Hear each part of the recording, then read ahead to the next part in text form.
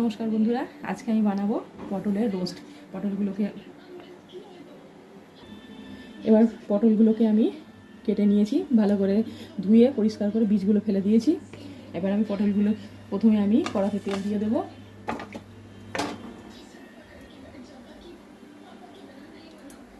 তেল গরম হয়ে গেছে, আমি এবার পেঁয়াজ কুচিটা দিয়ে দেবো। পেঁয়াজটাকে ভালো করে লাল টমেটো করে ভেজে নেবো। এর মধ্যে দিয়ে দেবো আদা বাটা, হলুদ গুঁড়ো দিয়ে দিলাম, দিয়ে দেবো সামান্য জল। ভালো করে কষিয়ে নেবো। এবার আমি পটলগুলো দিয়ে দেবো, ভালো করে কষিয়ে নেবো। এটা আমার কষানো হয়ে গেছে, আমি এবার অল্প সামান্য জল দিয়ে দেবো, সামান্য চিনি দিয়ে দিলাম, লবণ, এবার ভালো করে মিশিয়ে দেবো। এবার এটাকে ঢাকা দিয়ে পটলগুলো সেদ্ধ করতে দেবো। এবার আমি ঢাকাটা খুলে দেবো। এটা পুরো মাখো মাখো হবে, যেহেতু রোস্ট।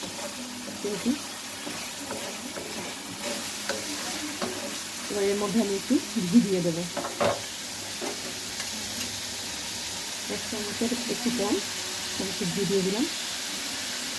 এবার আমি এটাকে ভালো করে মিশিয়ে নেব। হয়ে গেল আমার পটলের রোস্ট।